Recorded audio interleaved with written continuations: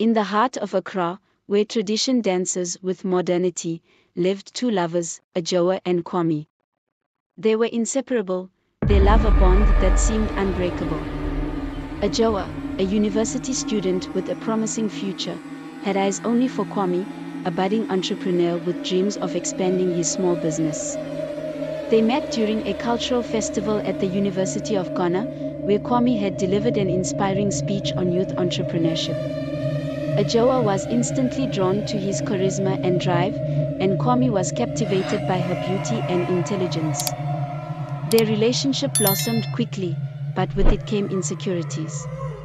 Adjoa had heard countless stories of unfaithful lovers and broken hearts.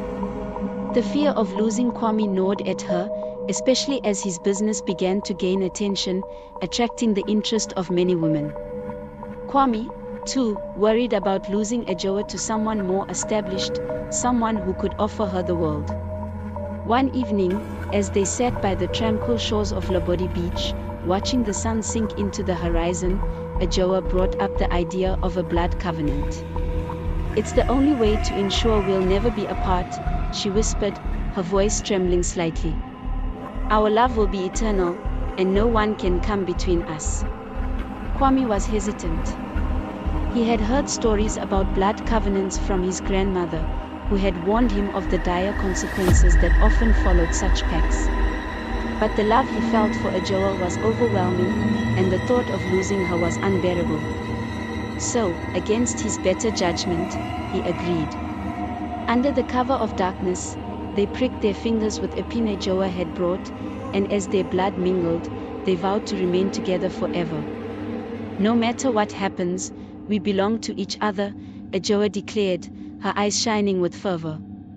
"Forever," Kwame echoed, sealing their fate with a kiss. At first, everything seemed perfect. Their love grew stronger, and they spent every waking moment together. Kwame's business flourished, and Adjoa excelled in her studies. They began making plans for their future, talking about marriage, children, and a life of happiness. But soon, cracks began to appear in their seemingly perfect relationship. Adjoa became increasingly possessive, suspicious of every woman who so much as glanced at Kwame. She began to isolate him from his friends, insisting that he spend all his time with her. Kwame, on the other hand, started to feel trapped. The weight of the blood covenant hung over him like a dark cloud, and he found himself growing resentful of Adjoa's demands. One night, Kwame had a disturbing dream. He was standing in a dark forest, surrounded by twisted, gnarled trees. A figure emerged from the shadows, a woman with eyes as black as coal and a smile that sent chills down his spine. "You belong to me," she whispered, her voice like the rustling of dead leaves. "You both do." Kwame woke up in a cold sweat, his heart pounding. He tried to shake off the feeling of dread, but it clung to him, growing stronger with each passing day. Adjoa, too, began to have nightmares, visions of blood and darkness, of shadowy figures that whispered her name. As the days turned into weeks, their relationship became increasingly strained. They argued constantly, their once passionate love now tainted by anger and fear. Kwame began to avoid Adjoa, spending more time at work. The haunting began subtly at first, a cold breeze that swept through their apartment even when the windows were closed, the flickering of lights at odd hours, the sound of whispers in the dead of night. But soon, the manifestations became more tangible, more terrifying. One evening, as Kwame was working late in his office, he felt a presence behind him. He turned around, but no one was there. The air grew thick with tension, and suddenly, the lights flickered and went out. In the darkness, he heard a voice, a low, guttural whisper that chilled him to the bone. "You cannot escape," it hissed. "The covenant binds you." Panicked, Kwame rushed out of the office, only to find Adjoa standing outside, her eyes wide with fear. "I heard it too," she whispered, clutching his arm. "It's following us." From that night on, they were never alone. The entity, whatever it was, began to torment them relentlessly.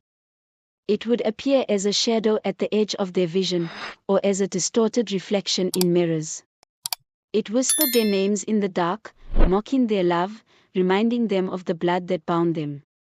One night, Adjoa awoke to find Kwame standing at the foot of the bed, staring at her with eyes that were not his own. "Kwame," she called out, her voice trembling. But he didn't respond. Instead, he began to speak in a voice that was not his, a voice that was cold and devoid of emotion. "You made a vow," he said, his words sending a shiver down her spine. "You cannot break it." Adjoa screamed, and as she did, Kwame collapsed, the spell broken. When he awoke, he had no memory of what had happened, but the fear in Adjoa's eyes told him all he needed to know. Desperation drove them to seek help. They visited traditional healers in Kumasi, pastors in Accra, and even psychics in the outskirts of Cape Coast, but no one could break the curse that had been placed upon them. The blood covenant was too strong, too ancient, and it had taken on a life of its own. Their relationship, once the source of so much joy, became a prison. They were bound to each other, but not by love, by fear. They could not leave each other, but they could not be together either. The entity that haunted them fed on their despair, growing stronger with each passing day. As the haunting intensified, they became more isolated, retreating from the world and from each other. Adjoa stopped attending classes, and Kwame's business began to crumble. They were shadows of their former selves, trapped in a cycle of terror and regret. One night, in a final act of desperation, they returned to the spot where they had made their pact. The moon hung low in the sky, casting an eerie light over the waters of Labodi Beach. They stood in silence, each lost in their own thoughts, until Adjoa spoke. "We have to end this," she said, her voice barely a whisper. "We have to break the covenant." Kwame nodded, but they both knew it was too late. The blood had been spilled, and there was no turning back. But as they stood there, the entity that had haunted them appeared, no longer a shadow, but a woman, her form twisted and grotesque. "You cannot break what has been bound," she hissed, her eyes glowing with malevolent intent. "You belong to me now." In a fit of madness, Adjoa lunged at the figure, but her hands passed through it as if it were made of smoke. The entity laughed, a sound that echoed through the night, and as it did, the ground beneath them began to tremble. "We made a mistake," Kwame muttered, his voice breaking. "We should never have done this." But it was too late. The entity reached out, and as it did, Kwame and Adjoa felt a coldness seep into their bones, pulling them down into darkness. The next morning, their bodies were found on the shores of Labodi Beach, pale and lifeless. There were no signs of struggle, no indication of foul play, but those who found them spoke of a sense of overwhelming dread that hung in the air.